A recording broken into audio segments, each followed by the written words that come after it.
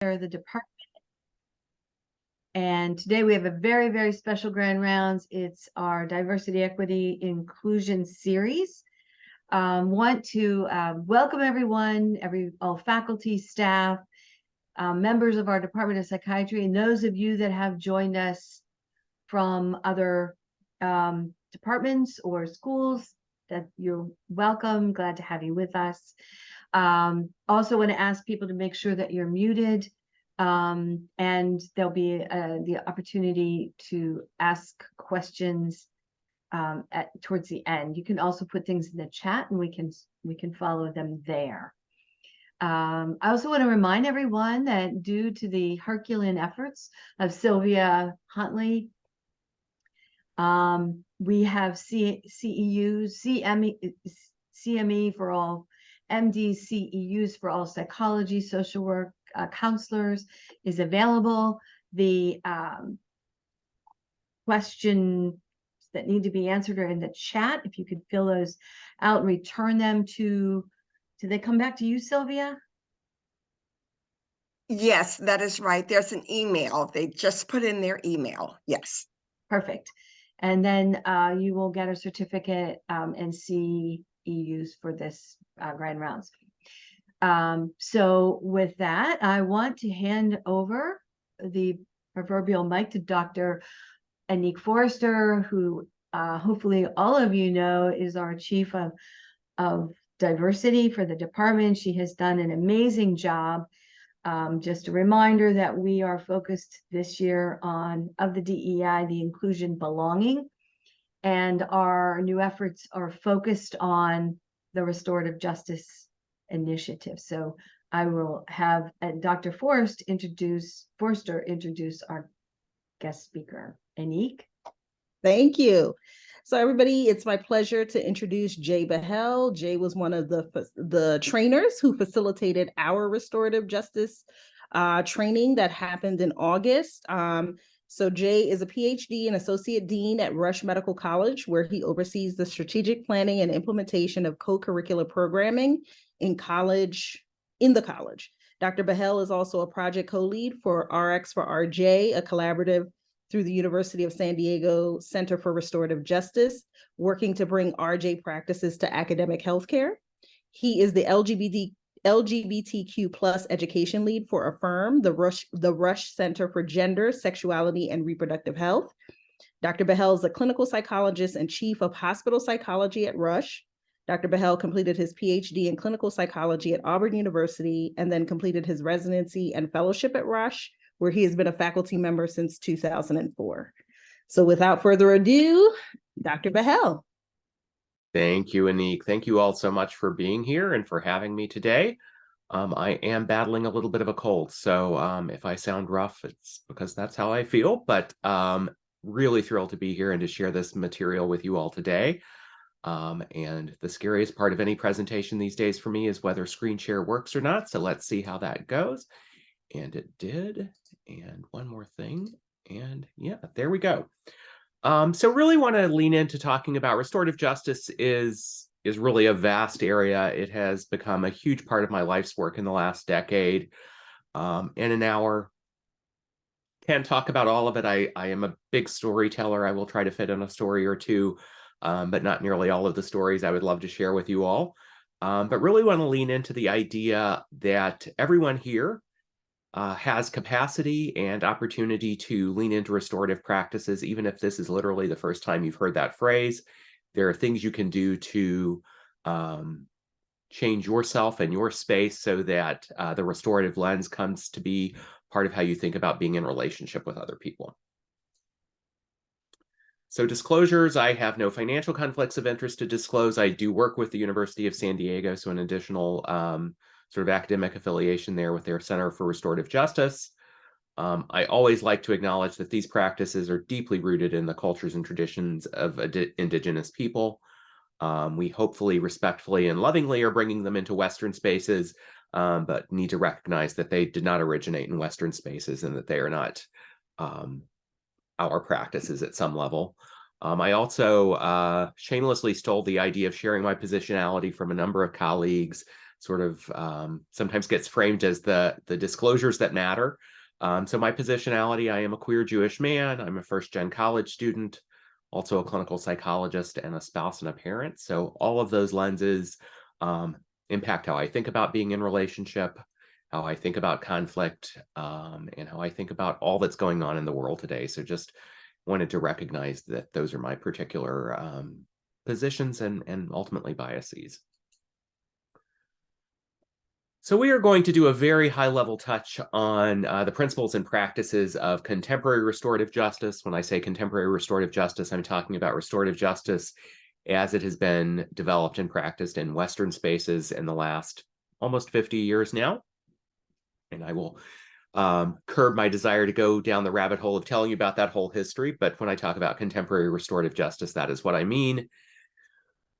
I hope you all will leave with the feeling that you can again lean into this work and build your personal and communal capacity to do this work together, and leave with a stronger sense that you are already part of a community here, and that this is a way of strengthening and deepening that sense of community. And then much more personally, thinking about how you want to take this work out from the session today. Who do you want to talk to about this? Who do you want to impact with this work? Who do you want to explore this work with? Thinking about your sphere of influence and how you can use that to build this work. So before I dive into some of the informational stuff, I'm going to invite you all to take just a moment to consider what brought you to this session today? What was intriguing about the topic? What are you hoping to learn? What questions do you have?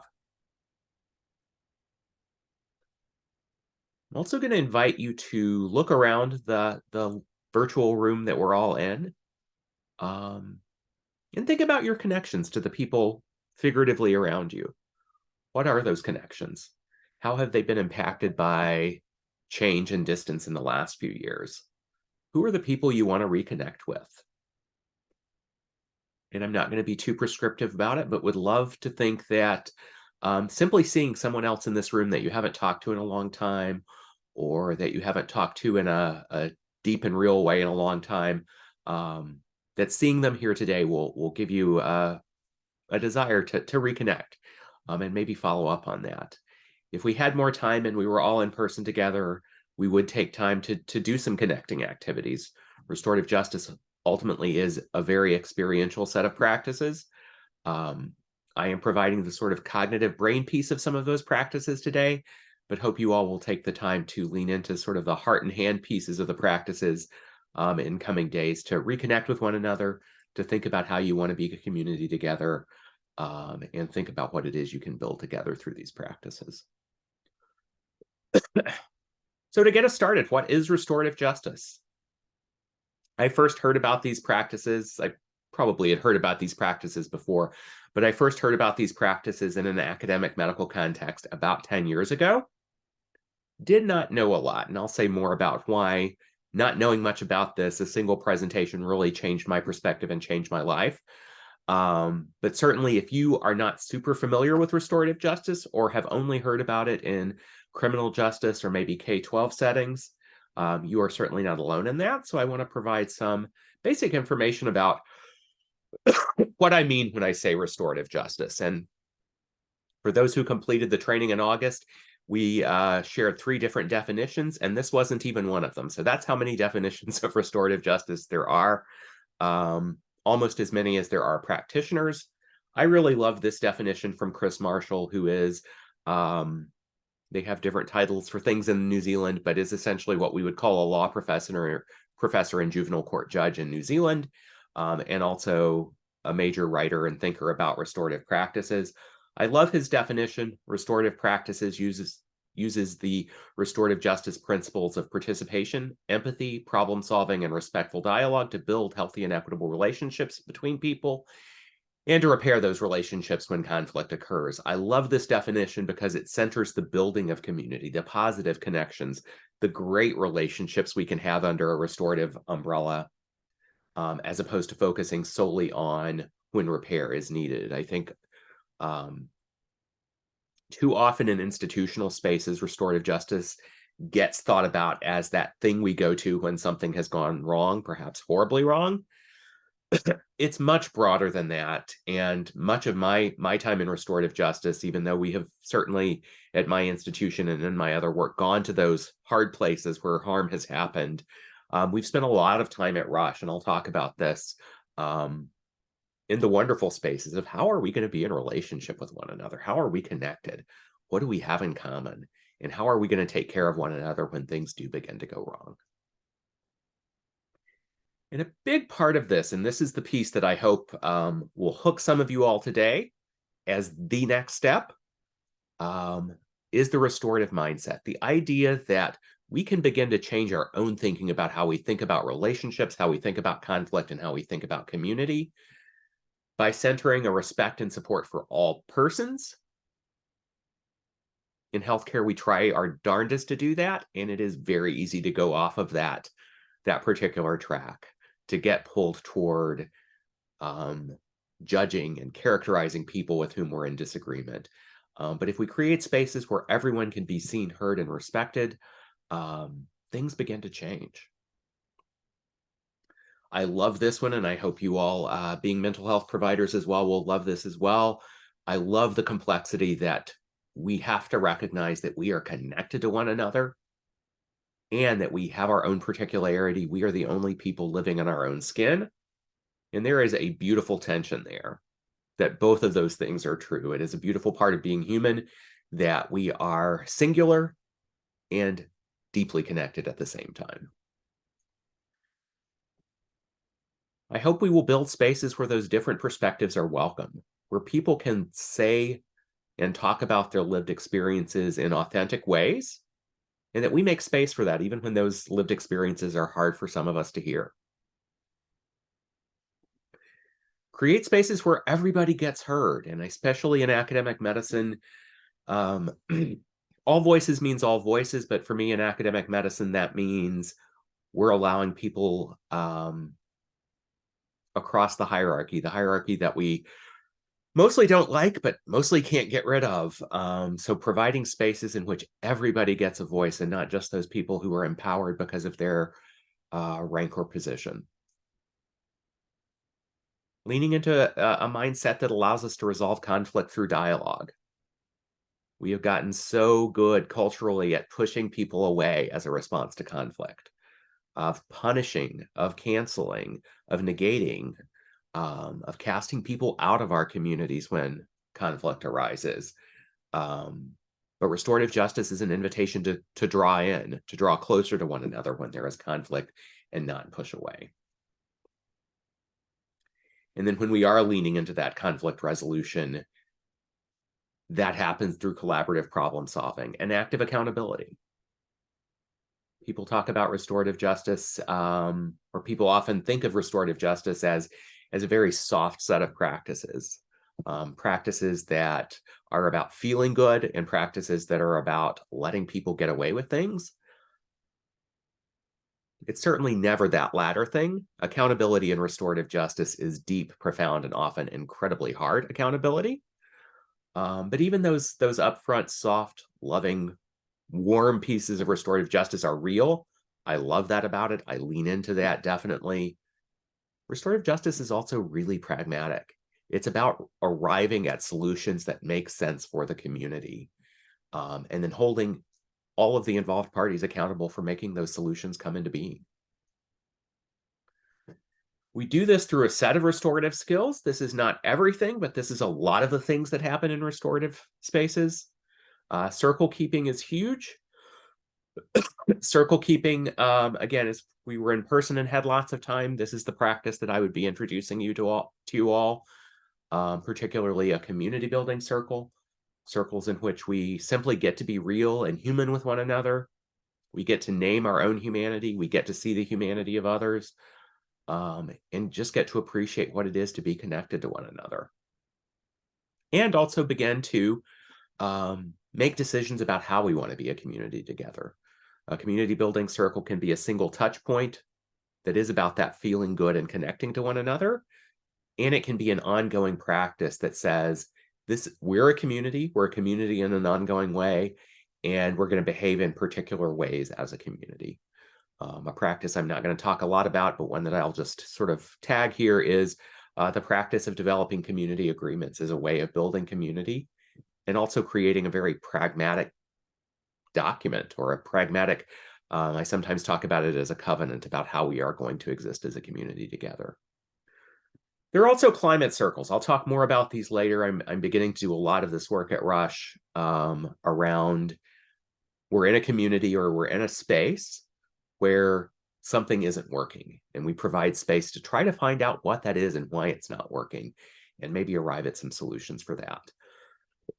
Re-entry circles are another practice where, when people have gone away from an institution and come back, we want to provide a process that makes them feel reintegrated in the community, supported, and able to move forward in a way that makes sense. Restorative listening and conversations is something I think a lot of us do just intuitively, a lot of us in mental health. Restorative justice offers a very particular lens to listening to people, particularly listening for their impact, how things are impacting them, and what their needs are as a result of whatever it is that's impacting them. And restorative conversations then can move people beyond that. This is the impact, these are the needs I have, into really operationalizing. What do I need the future to look like so that I can feel whole? So that I can navigate this struggle, this conflict, and continue to be part of this community, continue to feel like a supported part of this community. And then conferencing practices are what I think most people think of when they think of restorative justice. They are more formal, structured processes. I still hold these in circle, but they are more formal and structured processes for resolving what I will sometimes call capital H harm, where there has been a clear harm that has happened. We know who was harmed, we know who caused the harm, and we need a formal process for addressing that and bringing people together and finding out what repair is possible, and finding out what that looks like, and then holding the involved parties accountable for moving that repair forward. This is a visual aid that we're currently rethinking, but I'll continue to use it for the time being. It doesn't really exist as a pyramid, but a pyramid's easy to create on a slide. So we've used it for a few years now. These are the different levels of practice of restorative justice, and it really, because of the structure, suggests that you start at the bottom and move up. I'm going to suggest later on that isn't entirely true. But the idea here is that the restorative mindset is absolutely foundational, changing the way we think about relationship and community, and then moving into spaces where we are actually building and strengthening relationships and community together, developing specific practices to resolve conflict and respond to harm, and then finally have processes for people to come back into the community when they have stepped away. In other spaces, reentry is almost always talked about in the space when someone has been segregated from the community, has been sent away from the community, suspended, incarcerated. So they've been out of the community and they are coming back in. And they are coming back in as someone who had historically caused harm. I'm going to argue, hopefully get to this at the end, that reentry in academic medicine is much broader than that, and that there's some beautiful opportunities for reentry that don't really have anything to do with harm much at all. So this is a version of a slide that I have been using for a very long time, since the very beginning of my restorative justice work. About very early on, I was doing my elevator speech around restorative justice at Rush, and I got a lot of people looking to the side and didn't quite know what to make of this, and why something that felt very much like it involved maybe in a court system, belonged in a court system, what did this have to do with academic medicine?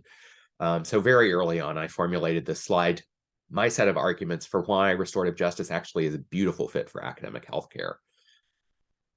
First of all, it is congruent with the humanistic values of healthcare.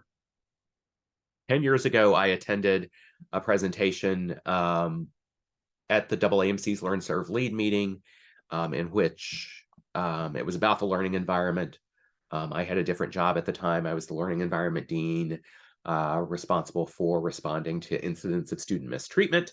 And this was a panel about student mistreatment and learning environment issues in undergraduate medical education. And David Acosta, who's now the Chief Diversity Officer of the AANC, and David Karp, who is my mentor at the Center for Restorative Justice at USD, spoke about RJ for academic healthcare, for student mistreatment in particular. And I remember myself thinking, I imagine it was actually several days later, or maybe even several weeks later, but I now remember myself thinking in that moment as I was listening to them talk, this is how we like to think we behave in academic healthcare. This is how we like to think we behave as healthcare providers. And there's actually a pathway to doing that, to actually connecting what we say our values are and how we actually treat one another, manage conflict, and address wrongdoing when it does happen. So that was my first thought. And so it's my first argument on this slide. This is who we say we are. And another iteration of that, it's also who we say we are in relation with one another.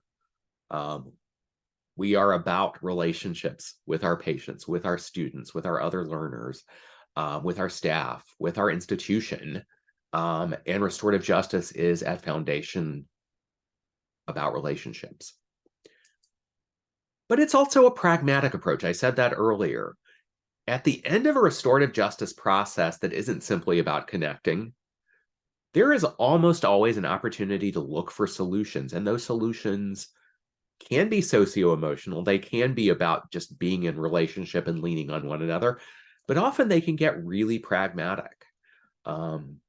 We recently had a climate circle with some of our certified medical assistants at Rush in a particular area, and lots of feelings in the room, lots of relational stuff happening, both good and fraught in that circle. But the outcome of the circle wasn't, hey, we got to vent for a little while and now we're going to go back to a job that's making us a little unhappy. They actually used that circle to formulate a list of needs that they agreed to have communicated up to their leadership. And many of those needs were things their leadership were completely unaware of, about scheduling systems and rooming and things. Leadership had no investment in the way things were working. They were working that way because they had always worked that way. The fact that it was a dissatisfier for the CMAs totally motivated the leaders to change some, not all, but some of those things. So that was a very pragmatic circle. I think if you had dropped down into it at any given moment, it would have felt all about the feelings. But at the end of the day, it really landed in a very pragmatic place of changing the work environment for that group of people at Rush. Restorative justice more broadly has the possibility of increasing connectedness and psychological safety. And there is great IO psychology research that says when people are connected to a workplace and feel psychologically safe in a workplace, they are likely to stay at that workplace. So again, this is really pragmatic, maybe even a little mercenary, that this is a way of keeping people in our institutions at a time when there is a desperate need to do that. So if it does it in a wonderfully warm and humanistic way that really is about relationships, and it keeps people around, it helps address our attrition problem in healthcare, that's beautiful. I think the promise is there, and I continue to make this argument. And then it ultimately has the promise to transform the relationships between communities, both internal and external, and in our power structures, both within our institutions, which again remain highly hierarchical, and the communities that we work with, the communities that we serve. There is still a very empowered dynamic there.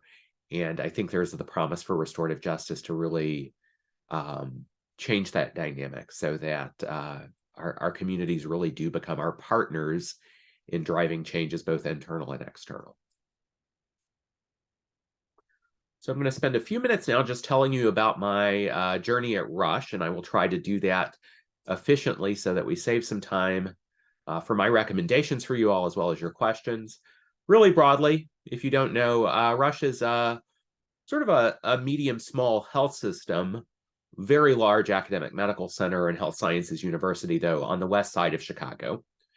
So we do sit on the west side of Chicago, which is one of the most challenged neighborhoods and set of neighborhoods in the country right now, and has been historically. So that is where we sit, and those are the patients and people we think of as primarily the communities that we take care of. We also do have 2 community hospitals outside of Chicago, as well as the Rush BMO Center for Health Equity.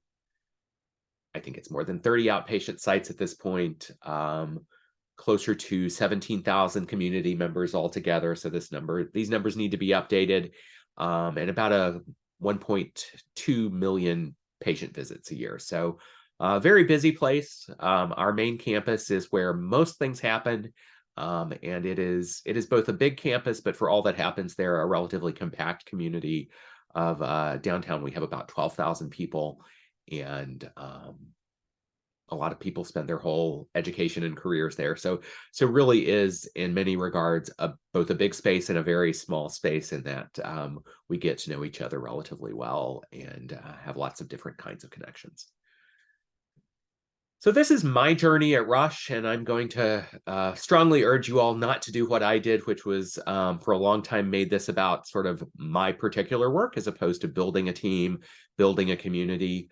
But again, I leaned into this because of my learning environment role, and really started and for a couple of years banged my head against the wall of this is a practice for student mistreatment. I want mistreated students to sit down with the faculty who mistreated them and use a restorative process to resolve that harm. Great idea. People were excited by that idea, except when we got to a specific instance of that, students were mostly like, no, thank you. I'm not going to sit with that scary attending and tell them how they harmed me. I'm not to that place of trust yet. The hierarchy is still real. There is still a sense of inequity. So those were maybe not absolute barriers because we had some beautiful successes in that space, but it did not move forward in the way that I thought it should. So about 2 years in, I got some really beautiful critical feedback from students who were like, if you don't do the community building, the other pieces are not going to happen. You need to lean into that. And that is what we did. The second item here, we now have curricular climate and community circles throughout M1 through 4, as well as in several residency programs and several other clinical spaces. I'll talk more about that in a minute. I and now a group of trained faculty, about 12 of us have had advanced training now, are doing the work of talking and teaching about RJ. I'm going to say more about that in a bit, and have delivered introductory RJ presentations to about 900 people at Rush. So certainly not that whole 17,000 community, but a lot of people. So lots of people have had a touch of this. We are doing circles in a lot of different spaces. There is now a student org led by trained students who are doing circles for their own reasons and are exploring scholarship opportunities in this space. I'm working with departments and residencies around this work. I have developed a much shorter introductory training that I've done with about probably closer to 100 people at this point. We'll be doing it week after next with our interested M1s. So typically about 20 of our M1 students get really interested in this work. And I do a half-day training with them just on the basics of circle keeping. And we are having in a regular way restorative conversations for conflict resolution in lots of different spaces. Sometimes those conflicts involve harm, and sometimes they involve things that just simply aren't working. Where we are going, where I am pushing us to go, and where the other folks who've been trained are pushing us to go, is toward system-wide community building. Obviously, that does not mean 17,000 people in a single circle, but to give every single person in the system an opportunity to sit in circle with the people who matter most to them in the community and have this experience of being connected, identifying where the pressure points are, and making some decisions as a community together. I am doing a lot of climate work post-COVID as teams have come back together. New conflicts and old simmering conflicts have risen to the surface. And this is a level where I might not have predicted it, but it's really at that team, that work group level, where there is a really powerful need for conflict resolution and conflict circles, so spaces to talk about what's not working and identify solutions.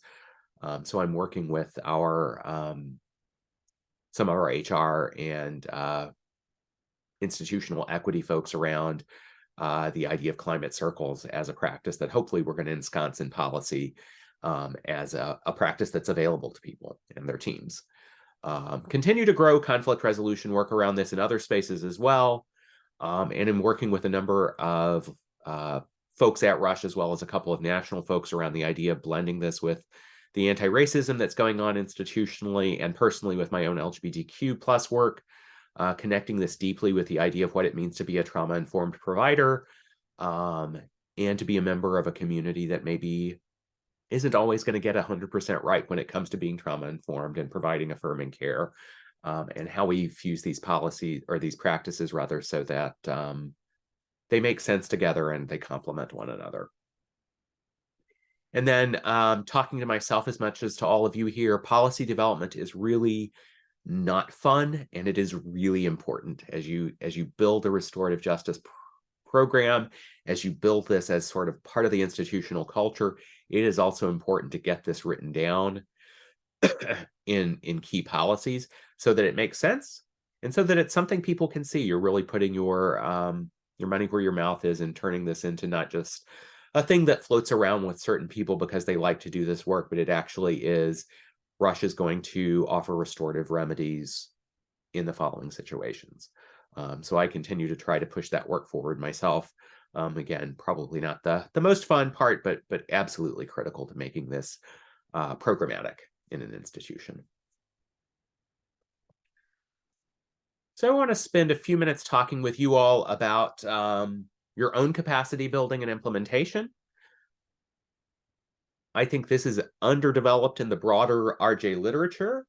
I also think it's a huge amount of fun. I do a lot of leadership training, and this is sort of the zone for me. So I love talking about this stuff. I think it is underappreciated when it comes to restorative practice. So I hope to offer you a few ideas of things that might work for you in your space to get this work going and growing. So the model that some of my RJ collaborators and I have begun talking about is that of constituent engaged RJ. And the idea here is that RJ should ultimately belong to the whole institution and that there should be a lot of people on the ground who have RJ fluency, who understand the vocabulary and who understand the practices at least at that cognitive level. And hopefully I've provided a little teeny bit of that for you all today. So really getting the idea that just about everybody in the institution should understand what this is and be able to explain it back to anyone who asks them about it. So grow that fluency across the institution. Provide broad community building experiences to as many people as you can. Again, it's often not going to be everybody, but as many people as you can. And if you do those first two things, you begin to get a community of people who are recognizing their own hunger for this work, are beginning to get creative about where this might work for them or work for their area. And you're going to create a really powerful feedback loop, both to you as an individual RJ practitioner, but also to the institutional leadership. And what you're doing here is you are creating solicitations for that individual engagement. Every time I do a presentation like this at Rush, at least one person reaches out to me and asks, tell me more about training. How do I get training? Would you come do a small training for us?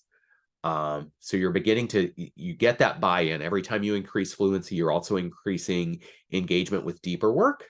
And every time I do a mini training, there is at least one person who says, I need more of this. I want to do the full training. And every time we do the full training, we have a handful of people who say, I want to pursue something deeper. And USD actually has a certificate program, but deeper doesn't necessarily always mean more training. It just means I want to carve out a piece of my work, my life that is about doing this. How do I do that? How do I identify the areas where I can make that happen?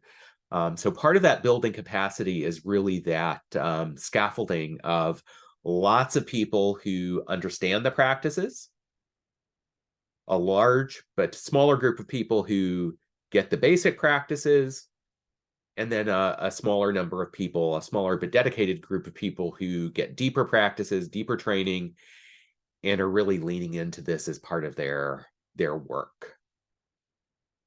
And presentations like this, and certainly mini trainings and full trainings, do that. They solicit that individual engagement.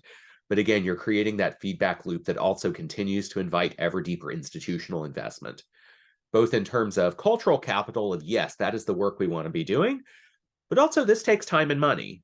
And at some level that has to be paid for. So you need institutional investment in that regard as well. And then as all four of those first things are going on, you also, it's important to think about policy. Think about where this could live in policy, where this doesn't live in policy.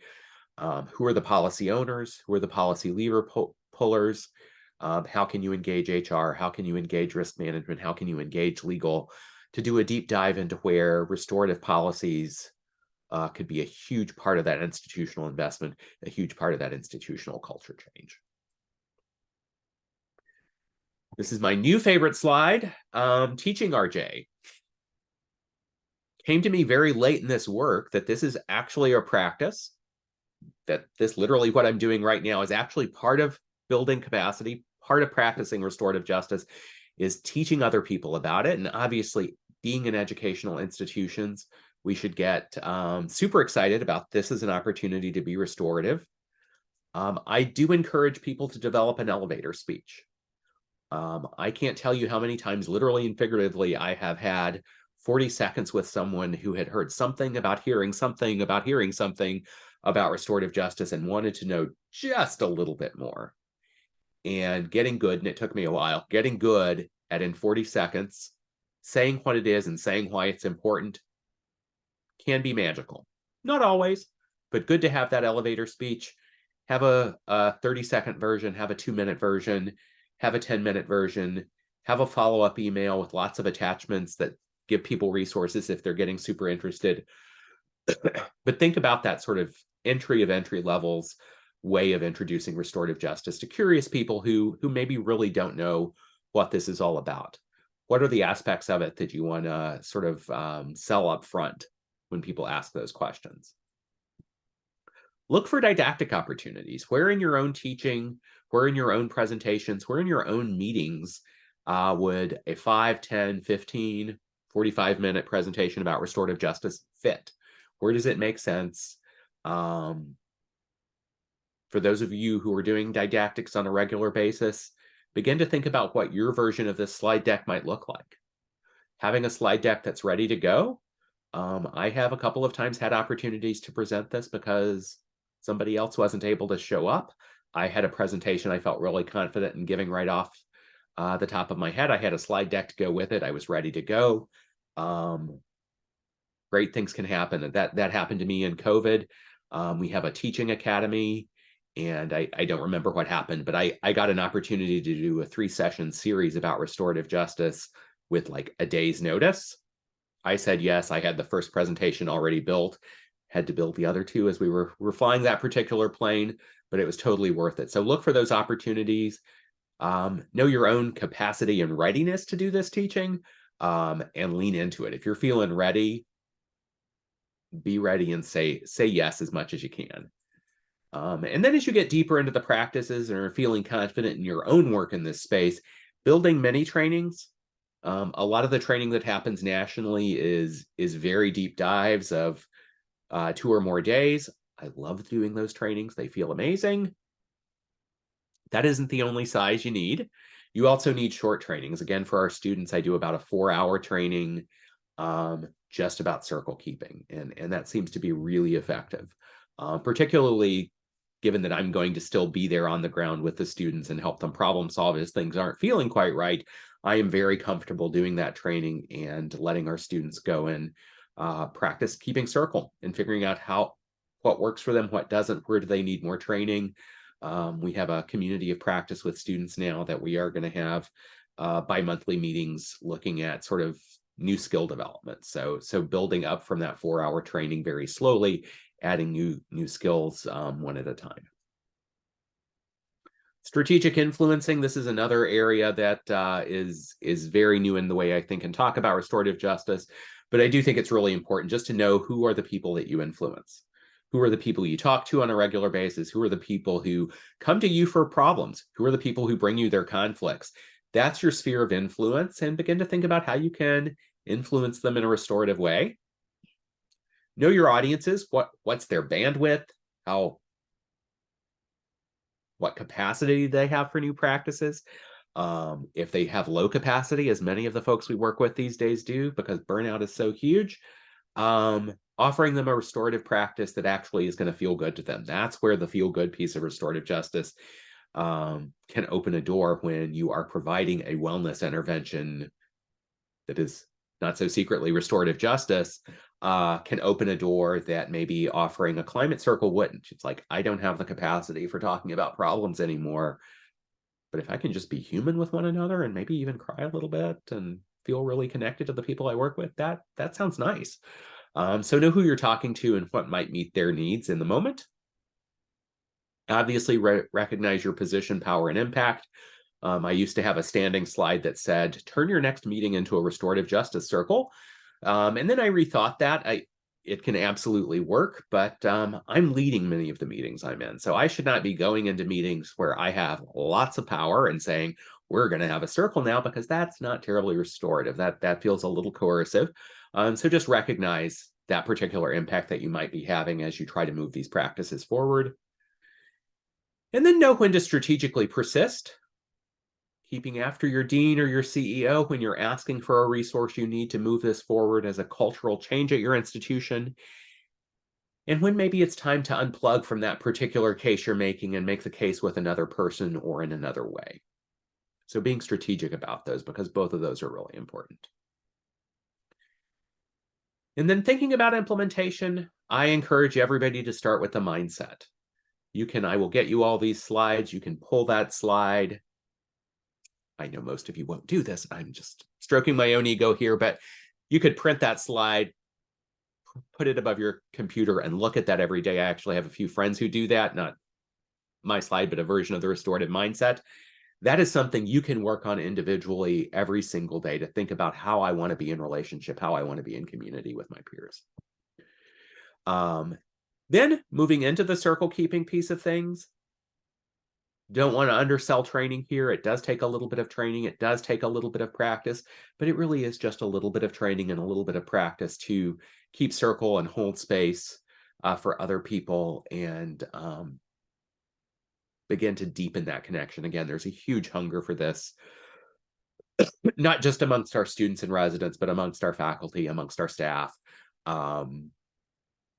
So I think that's a great next step. I think re-entry has a huge amount of promise because we've had people go away from the institution. We've had people who have been virtual for going on 4 years now and are finally coming back to our spaces. And I think rethinking re-entry is not about people who went away because they caused harm, but as people who went away because they had needs that weren't being met in the institution, bringing them back into the institutional community in a way that feels supportive, and maybe just bringing people into the community in general. I've begun to think about Tier 3 as a form of onboarding.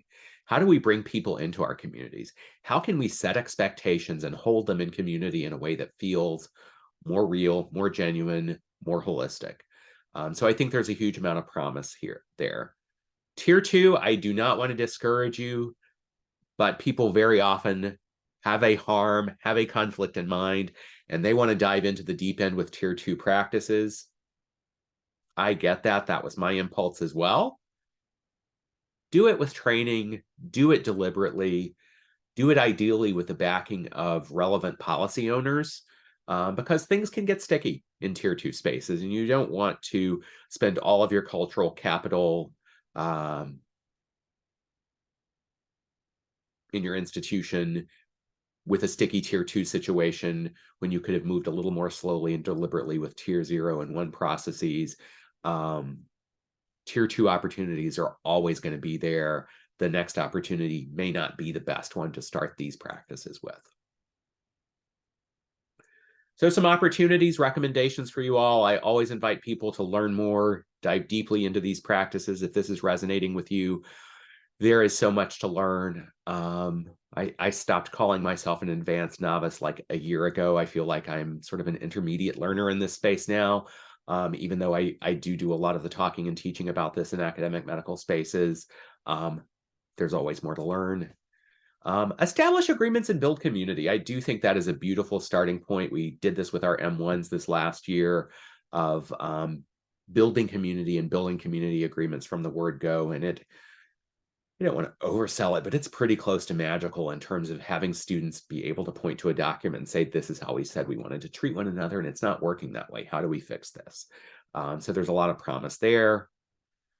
Practice and look for stealth RJ. Where can the mindset be brought to bear on relationships that are maybe a little more fraught? So you may not quite be ready for a tier 2 process, but where can you think and ask restorative questions in a way that begins to change other people's perspective on a conflict they're having, on a relationship that they're having that isn't working out for them?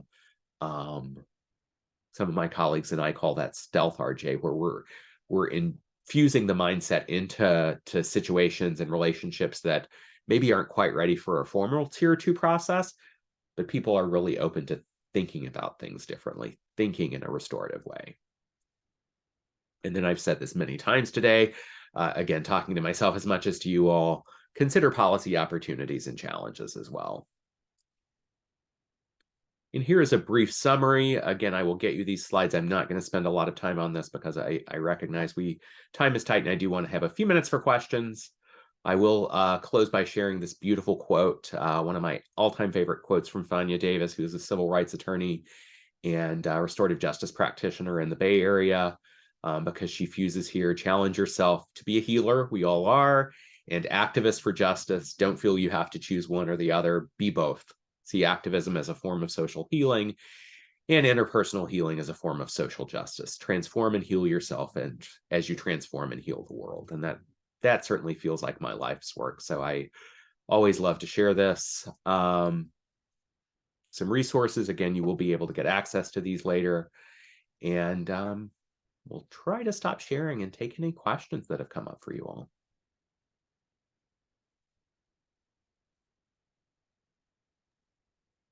I'm going to say thank you, Jay, for introducing us to restorative practices and a restorative mindset. We have been sort of spreading the word and doing some stealth RJ since we did our training. And so everybody's primed and ready to participate in community building circles, which we'll be offering very soon. I put some resources in the chat as well for folks who have not gotten those resources yet. And there is one question that was already in the chat for Jay. What's your 30-second elevator speech? My 30, I should be ready with that, shouldn't I? My 30-second elevator speech changes depending on my audience. The big one, I'll tell you the hook line. This isn't the whole speech, but the hook line these days is, we don't have any disposable people. Cancellation hurts us all. We really need to lean into one another. There's a hunger for us to lean into one another, and build a community where nobody is disposable.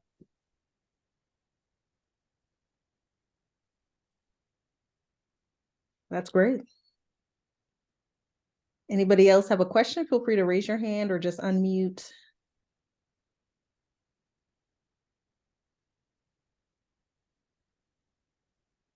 Jay, if I could, this is Jill Rockby, so if I could ask you a question. One of your final comments was understand your position and your influence, and be careful when you try to form circles. And I thought that was really interesting because I had this urge in a meeting that I was running to pull all our division directors together and just do a circle. And then I realized that's really not a voluntary process, is it? It's a mandatory meeting that people come to. And so I wondered, as Anik just made the comment, we're all ready to launch. And I wonder what your thoughts are about how in a department so big, we've hundreds of, we have 100 faculty and hundreds of staff. What's your idea of how to get started? I mean, we have an idea of offering 2 circles a month to anybody that wants to sign up. I mean, initially we were thinking, oh, we'll do it by division or we'll do it by program. Earlier in your talk, you said something about, have a circle with the people that you're closest to and mean the most to you. So I would just wonder, how do you put this together? How do you get started? Yeah, there's some tension there, and there always in institutional space is going to be some tension there between the people I'm most connected to are also people who report to me because of my interests. So how do I have a circle with them? And sometimes it's a decision not to have a circle because I know that impact is going to just feel super coercive. Other times it's to have a circle, but to have somebody else keep that circle. So I'm there, and certainly am an empowered person who may be changing the tenor of that circle a little bit, but I'm also just a participant. I'm not owning the process. Then I've invited somebody else to do that. And I think there's always just power and transparency. I recognize I have power in this space. I'm going to try to lean away from that, but I just want to name that I can't make that go away. That is in the room. And I do that in almost every circle I keep at Rush because of both my titles, but also as the person who's been leading this work for a long time. That's who I am. That's how I show up. So just owning that. And our students have been really good about disinviting me from circles where they felt like that was going to be overwhelming. So I think making that okay too. Like, I would love to sit in circle with you all. I honestly want your feedback. If I'm the wrong person to be in this particular circle, let me know. What about the idea of trying to get started across a big department? Should you stick in program specific? Do you think it works going department wide? Anybody interested? I think climate circles work. Our PEDS department is actually doing amazing work in this regard. They are doing 2 community circles every month and 2 climate circles every month. And the community circles are working really, really well. So it really is, who needs a circle? Who needs to be in community?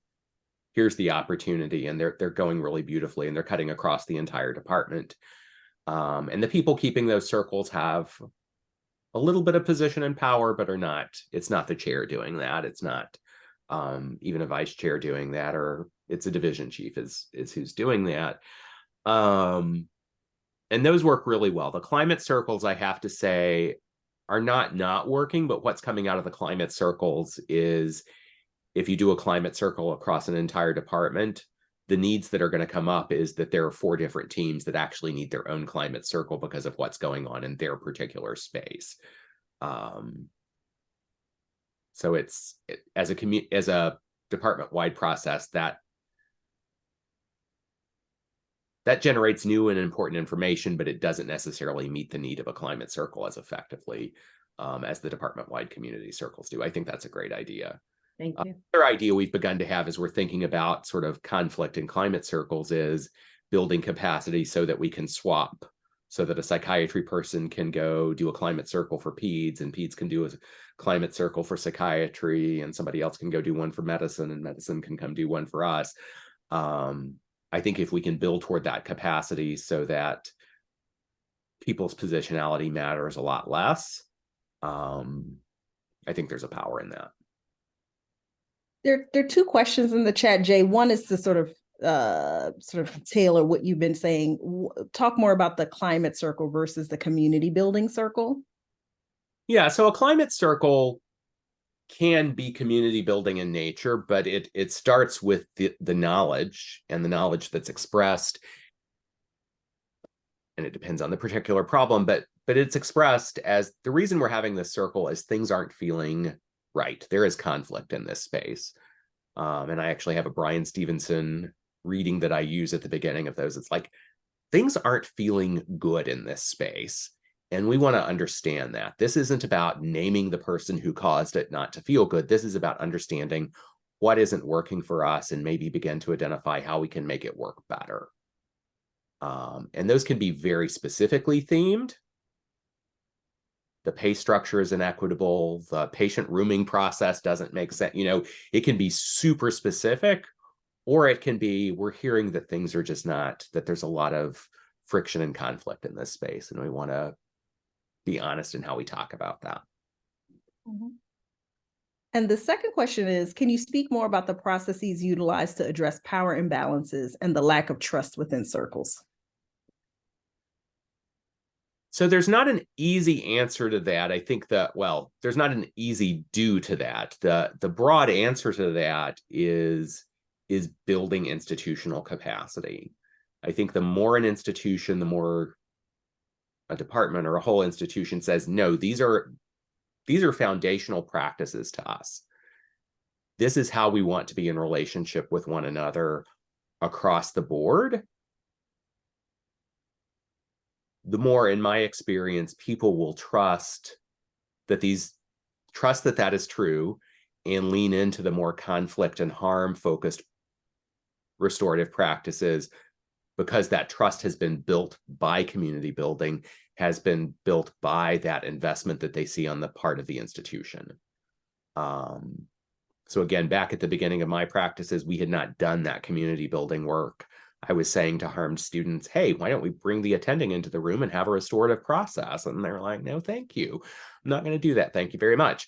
Some of them still say that. So it's not to say that all of those power imbalances, all of that mistrust has gone away, but it happens a lot more often that students will say yes, because they have sat in circle with all of their peers, many of their faculty, over and over and over again. So it feels authentic. It feels like this is not the performative thing of the month that we're doing. It feels like something that we institutionally really care about. It might be imperfect. It might not meet everyone's needs in any given moment, but it is a real thing and it is a real option. So they begin to feel that they can trust it as an option. Mm-hmm. We have 1 more minute left. Is there anybody else who has a burning question or comment before we wrap up?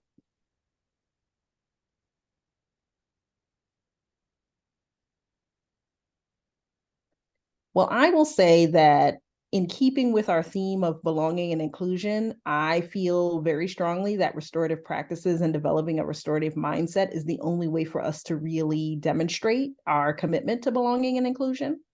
And so, part of this process will require all of us to commit to at least considering if we can do this, considering participating in a community building circle and seeing what that experience is like, and developing that sense of trust that we can do this together. It's going to take some time. And this is the hard work, is to kind of like really dig in and say, I'm committed to the process, versus show me what you're going to do, and then I'll decide if I'm committed. So belonging and inclusion is really about all of us committing to this work together, and sort of releasing some of our ideas of what it should look like and just really being open to the experience itself.